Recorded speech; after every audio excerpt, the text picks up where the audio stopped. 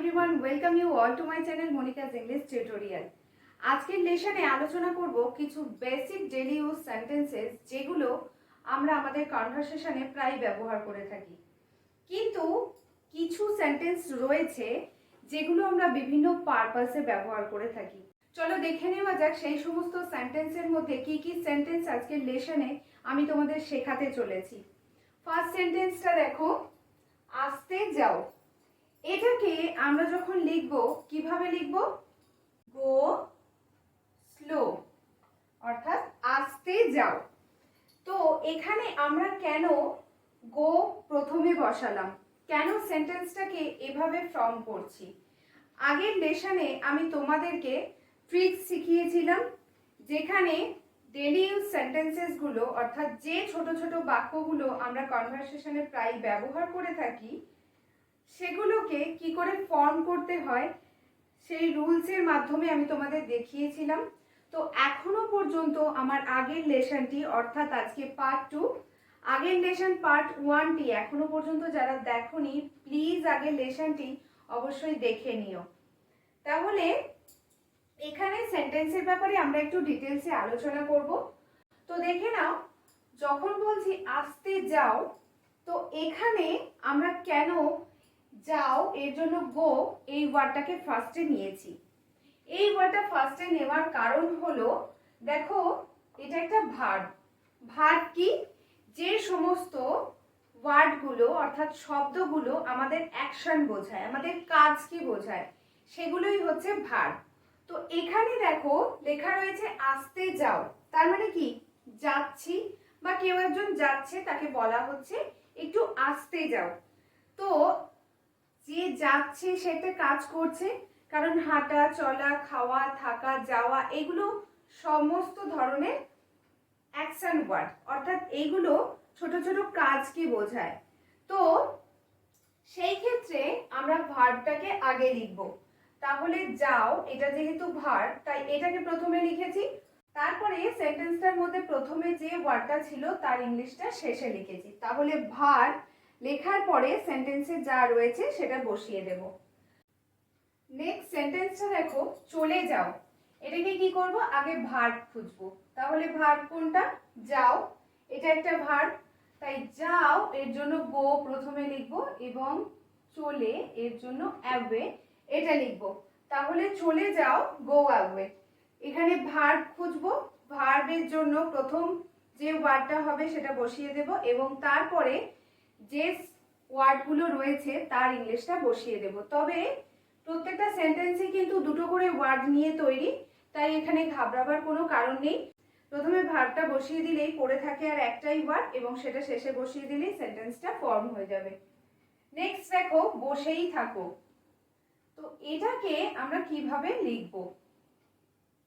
বসেই থাকো এটাকে আমরা লিখব রিমেইন সিটেড। থাকো এটা যেহেতু একটা ভার্ব তাই থাকোর জন্য রিমেইন ওয়ার্ডটা ইউজ করছি, তারপরে বসেই এর জন্য সিটেড ইউজ করছি। তবে তোমরা আমাকে প্রশ্ন করতে পারো, বসা এর ইংলিশ তো SIT সিট, সিট মানে বসা, কিন্তু এখানে কেন SEATED সিটেড এটা ইউজ করা হলো? তোমরা কি জানো সিট সিট এই দুটো ডিফারেন্স? এখানে যে সিট ওয়ার্ডটা লিখেছি অর্থাৎ SEAT সিট, দ্যাট মিনস এটা আসনকে বোঝায়। আসন বলতে তুমি যে জায়গায় বসে রয়েছো সেই বসার স্থানটাকে বোঝায়, তাই এই ক্ষেত্রে আমরা SEAT সিট ইউজ করব। কিন্তু SIT সিট এর মানে কিন্তু অ্যাকচুয়ালি বসা। তাহলে যেহেতু বলছি বসেই থাকো, তার মানে তুমি যে জায়গায় বসে আছো সেখানেই বসে থাকো, জায়গাটা ছেড়ে কোথাও উঠে যেও না, ওই জায়গাতেই বসে থেকো। তাহলে এখানে বসা অর্থে ওই সিটটার কথা বলা হয়েছে, তুমি যে সিটটায় বসে রয়েছো। তাই এখানে বসা এর জন্য কিন্তু আমরা SEAT এই ওয়ার্ডটা ইউজ করব এবং তার সঙ্গে একটা ED অ্যাড করে দিলেই হয়ে যাচ্ছে সিটেড। তাহলে রিমেইন সিটেড, বসেই থাকো রিমেইন সিটেড। এখানে কিন্তু বসা এটা কিন্তু কোনো ভার্ব না, এখানে থাকা এটা কিন্তু ভার্ব। সেই জন্য আমরা কি করলাম, রিমেইনটাকে প্রথমে লিখলাম এবং বসা এটাকে শেষে লিখলাম। তাহলে রিমেইনস বসেই থাকো, রিমেইনস সেটেড। নেক্সট দেখো চলে যাও। তো এটাকে আমরা কিভাবে লিখব? দেখো চলে যাও এটা একটা ভার্ব, এবং যদি খেয়াল করে দেখো এই সেন্টেন্সটা আমরা আগেও সেকেন্ড লাইনে লিখেছি, সেম সেন্টেন্স এখানে রয়েছে। চলে যাও তাহলে গো অ্যাওয়ে, এই সেন্টেন্সটা দেখো উপরে লেখা রয়েছে। তাহলে তোমাদের কিন্তু এটা একবার প্র্যাকটিস হয়ে গেল। তাহলে চলে যাও গো অ্যাওয়ে। নেক্সট সেন্টেন্স হচ্ছে নেমে যাও। তাহলে এখানে যাওয়া এটা হলো কাজ, তাই গেট এই ওয়ার্ডটা ইউজ করব। এখানে কিন্তু যাওয়া এর জন্য গো ইউজ করব না, নেমে যাওয়া অর্থে গেট ইউজ করব, আর নামা এর জন্য অফ অথবা ডাউন, যে কোনো দুটোর একটা ওয়ার্ড ইউজ করতে পারো। তবে তোমরা যখন একটা সেন্টেন্সে এরকম দুটো করে ওয়ার্ড পেয়ে যাবে বা দুটো করে সেন্টেন্স পেয়ে যাবে, তখন কিন্তু তোমরা ফার্স্ট যে ওয়ার্ডটা দিয়ে শুরু করবে তোমাদের কনভারসেশনটা, অর্থাৎ স্পোকেনটা ফার্স্ট যে ওয়ার্ড দিয়ে শুরু করবে সেটা যখন হ্যাবিট হয়ে যাবে, তাহলে তখন কিন্তু অবশ্যই তোমরা চেঞ্জ করে আবার ইউজ করা শুরু করবে। তাহলে দুটো সেন্টেন্সের ব্যাপারেই বা দুটো ওয়ার্ডের ব্যাপারেই তোমাদের নলেজ তৈরি হয়ে যাবে। নেক্সট দেখো এখন যাও। তাহলে এখানে যাওয়াটা ভার্ব, এর জন্য কি করব? গোটা প্রথমে লিখব এবং তারপরে নাও লিখে দেব। তাহলে গো নাও, এখন যাও গো নাও। ভার্ব প্লাস হচ্ছে যে ওয়ার্ডটা রয়েছে তার ইংলিশটা লিখে দিলে হয়ে যাবে। তো আজকের তাহলে রুলসটা কি হলো? আজকের রুলস হলো verb plus rest of the word, অর্থাৎ যা ওয়ার্ড থাকবে তার ইংলিশটা বসিয়ে দিলেই সেন্টেন্সটা তৈরি হয়ে যাবে। তাহলে নেক্সট সেন্টেন্সটা হলো এখন এসো। যেখানে এসো অর্থাৎ আসা এটা একটা ভার্ব। এই ধরনের বেশ কিছু সেন্টেন্স রয়েছে যেখানে আমরা কিন্তু ভার্ব শেষে থাকলেও ভার্বকে শেষেই বসাবো। এক্ষেত্রে দেখো এখন এসো, এক্ষেত্রে কিন্তু ভার্ব শেষে আছে, তাই এক্ষেত্রে ভার্বকে শেষেই রাখবো। তাহলে এখন এসো নাও লিভ, তার মানে তুমি এখন আসতে পারো। সেই সেন্টেন্সটা আমরা ইংলিশে কিভাবে বলবো? নাও লিভ। নেক্সট আমাকে বলো, তাহলে বলা মানে বলবে, একটা কাজ করবে, তাই এটা ভার্ব, তাই আমাকে বলো কি করব? Tell me. নেক্সট বাদ দাও, কি করব?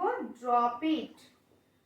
অর এটাকে তোমরা ড্রপ ইট বা ইগনোর ইটও বলতে পারো। তাহলে বাদ দাও এই সেন্টেন্সটাকে তোমরা দুভাবে বলতে পারো, এক হচ্ছে ড্রপ ইট আর সেকেন্ড হচ্ছে ইগনোর ইট।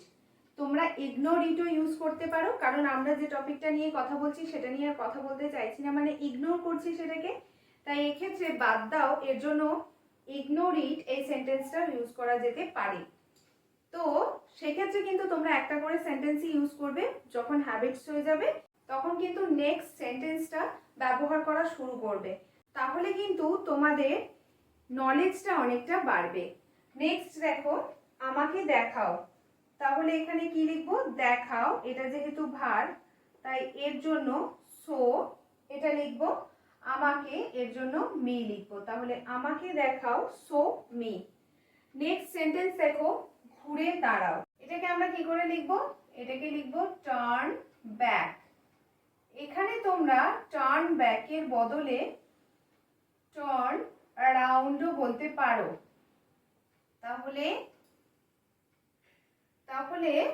টার্ন ব্যাক অথবা টার্ন অ্যারাউন্ড দুটোই বলতে পারো, তবে যে কোনো একটা ইউজ করবে। ঘুরে দাঁড়াও turn back, or you can also say turn around.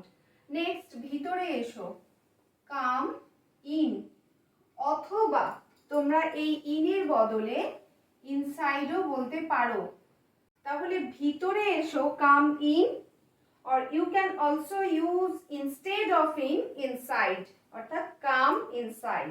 Okay, next শান্ত হও। তাহলে এখানে কিন্তু আমরা এক্ষেত্রে কাম ডাউন এটা বলতে পারি। এছাড়াও আমরা সেন্টেন্সটিকে আর কি বলতে পারি? বি কুল, একটু শান্ত হও, চুপ করো, এই ক্ষেত্রে আমরা বি কুল ইউজ করব। আর এছাড়াও আমরা বলি কিপ কাম। ওকে, কিপ কাম। তাহলে শান্ত হও এর জন্য তিনটে ইংলিশ সেন্টেন্স পাওয়া গেল। কি কি? কাম down, and the second one is be cool, and the third and last one is keep calm. Okay, next দেখো এগিয়ে যাও, go ahead. নেক্সট দেখো সামনে দেখো। সামনে দেখো এই সেন্টেন্সটা আমি আগের লেসনে করিয়েছি, বাট আজকের লেসনে আবার কেন পড়াচ্ছি একটু বুঝে দেখো। কারণ সামনে দেখো আমরা এটাকে লুক অ্যাহেড বলতে পারি। আবার instead of ahead you can also use forward. আচ্ছা, তাহলে look ahead or look forward এটা আমরা কখন ব্যবহার করব? ধরো তুমি বসে রয়েছো এবং তোমার সামনে একজন ব্যক্তি বসে রয়েছে যে তার ফোনটা সামনে রেখে চারিদিকে খুঁজে বেড়াচ্ছে, আর তুমি তখন বলছো তাকে তোমার সামনে দেখো, ফোনটা তো তোমার সামনেই রয়েছে। তখন কিন্তু তোমরা এই সামনে দেখো অর্থে লুক অ্যাহেড বা লুক ফরওয়ার্ড ইউজ করতে পারো। নেক্সট সেন্টেন্সটা কি? এগিয়ে এসো। এগিয়ে এসো এক্ষেত্রে আমরা কি ইউজ করব? এসো, এটা যেহেতু ভার্ব তাই কাম প্রথমে লিখবো, আর এগিয়ে এর জন্য ফরওয়ার্ড লিখবো। তাহলে এগিয়ে এসো, কাম ফরওয়ার্ড। ফরওয়ার্ড মিন্স সামনে এগিয়ে এসো। ফরওয়ার্ড মানে সামনের দিকে একটু এগিয়ে আসতে বলা হচ্ছে, তাই এখানে ফরওয়ার্ড এটা ইউজ করা হচ্ছে। তাহলে এগিয়ে এসো, কাম ফরওয়ার্ড। নেক্সট ভগবান জানে। এখানে দেখো কে জানে সেটা বলে দেওয়া রয়েছে, তাহলে তার জন্য আমরা সেন্টেন্সটার মধ্যে ভার্বটা আগে বসাবো না, বা সেন্টেন্সটাকে যে দুটো ট্রিক্স আমি আগে ইউজ করেছিলাম সেই দুটো ট্রিক্স এখানে ইউজ করব না। কারণ সাবজেক্ট দেওয়া রয়েছে, কে জানে?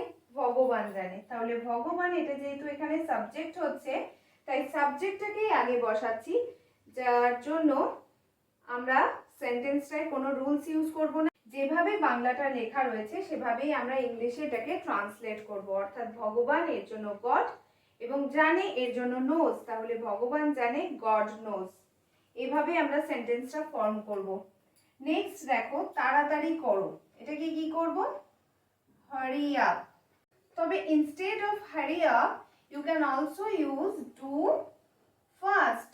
তাহলে তাড়াতাড়ি করো বলতে পারো hurry up, or you can also use instead of hurry up do fast.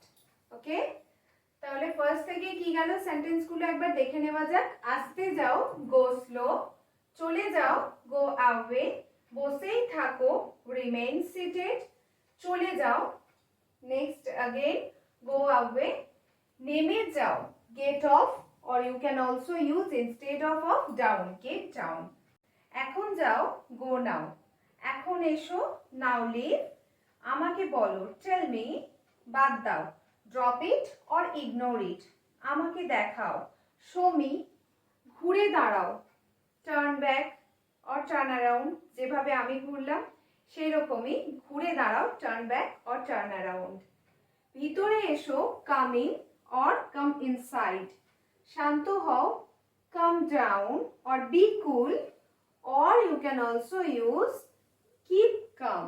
Okay, এগিয়ে যাও, go ahead, সামনে দেখো, look ahead or look forward, এগিয়ে এসো, come forward, ভগবান জানে, God knows, তাড়াতাড়ি করো, hurry up or do fast. আজকের লেসন এই পর্যন্তই। দেখা হচ্ছে তোমাদের সঙ্গে পরের লেসনে পরবর্তী কন্টেন্ট নিয়ে। ততক্ষণ পর্যন্ত তোমরা সুস্থ থাকো, ভালো থাকো। আর যারা আমার চ্যানেলে নতুন রয়েছে এখনো পর্যন্ত আমার চ্যানেলটিকে সাবস্ক্রাইব করোনি, প্লিজ আমার চ্যানেলটিকে সাবস্ক্রাইব করে দাও এবং পাশে থাকা বেল আইকনটি প্রেস করে দাও, যাতে আমার দেওয়া ভিডিও নোটিফিকেশন তোমাদের কাছে আগে গিয়ে পৌঁছায়। এবং আমার ভিডিওটা যদি তোমাদের ভালো লেগে থাকে তাহলে অবশ্যই একটা লাইক অ্যান্ড শেয়ার করো।